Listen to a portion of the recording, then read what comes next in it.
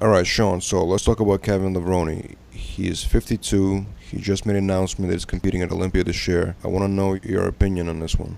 I have very strong opinions about what he's trying to do. And by the time it's all over, one of two things are going to happen. Either he's going to respect my opinion as a friend, or he's not going to like me and we're never going to talk again. But first of all, I mean, he's in Hall of Fame. Should he be automatically qualified to compete? Absolutely. A Hall of Fame bodybuilder should be allowed to compete. Absolutely. He shouldn't have to go through any qualifications. My advice to Kevin in October of 2015, when he first was entertaining it was coming to me with a lot of frustration in his voice about the unsatisfactory state of the efforts being put forth by the bodybuilders. And he's looking at it with a lot of disdain. I mean, the athletes are just, the quality is just not good. I mean, the depth is not good. You have a couple of guys, and then it gets really, really bad. And he said, well, I'm going to give myself until January. And I asked Robin Chang, and Robin Chang said, well, he's going to have to show that he's putting forth the effort. Jim Mannion said the same thing. So we waited until January. And then January came. He put on a little bit of weight. He looked like he was doing the business, but he wasn't quite there. So we waited till the Arnold Classic.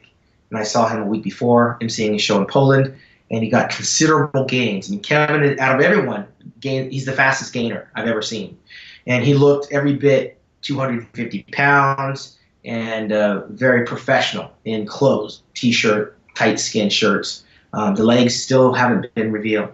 By the time the Arnold Classic was over, he pretty much said, if I keep this up by May, basically I'll make the announcement. And I showed up in Pittsburgh last weekend, walking into prejudging. And mind you, I hadn't talked to Kevin since March. Kevin was walking out across the street, and I was walking in from the other side of the street. I looked over and said, hey, man, what's up? He said, hey, what's up? I said, well, you know I was here. Why didn't you call me? Oh, man, I'll catch up with you at the night show. The night show comes. I'm covering it for Muscular Development. Kevin comes from behind the curtain with Jim Mannion to announce that he's making his return. So now I'm 100% on the sidelines, because prior he was asking for my opinions. And now he's made up his mind, and he's made his announcement, and I'm waiting in the lobby with the microphone to interview him. I said, Kevin, come over and give us a soundbite. Tell us what's going on. So I'll be right back.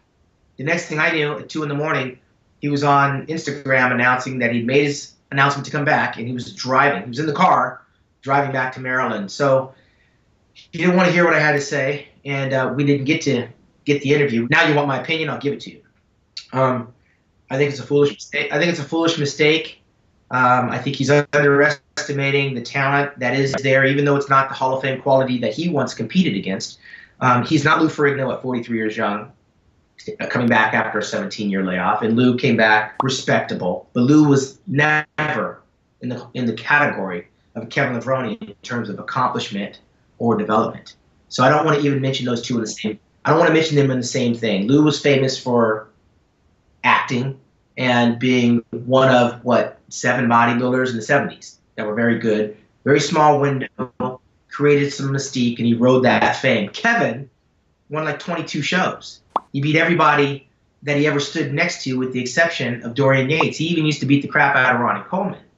So here's Kevin, arguably one of the best bodybuilders of his time, sitting on the sidelines 13 years, decides at 51, August 16th, he'll be 52 to make this comeback.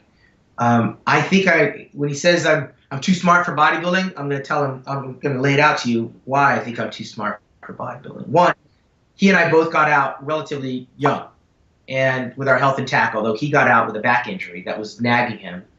I believe his last Mr. Olympia, he was 7th place.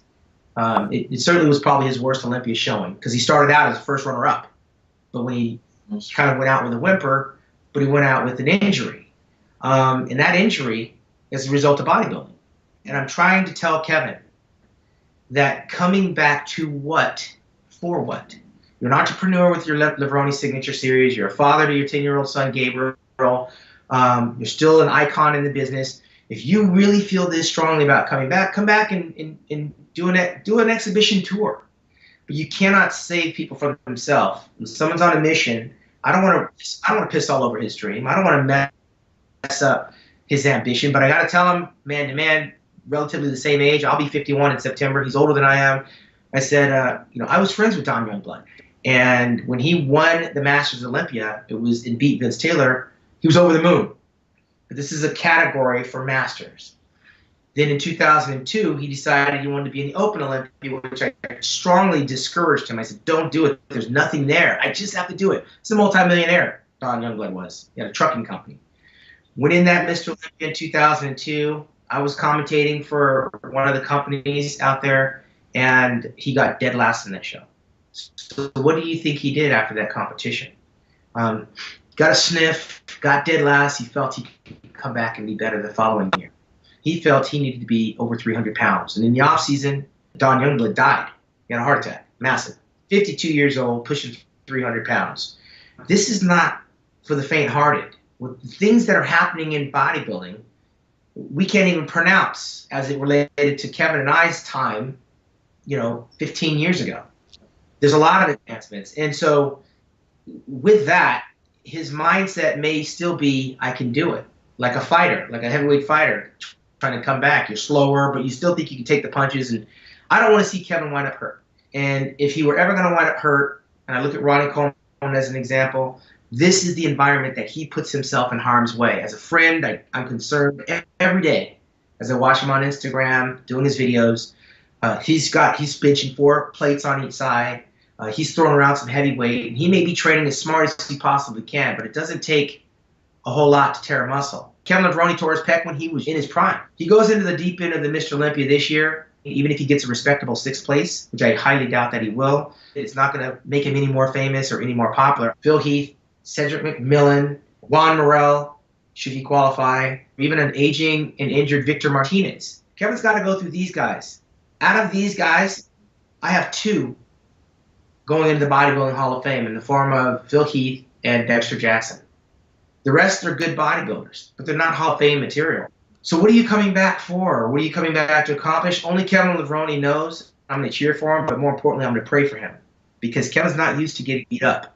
And when that first call-out comes and you're not in it, that second call-out comes and you're potentially not in it, it's a very lonely place, I know. I'm the one at 22 years old standing on stage in the Mr. Olympia that was 13th place that didn't get any call-outs. I got called out. There was 24 guys. I stood there. It is a very lonely place.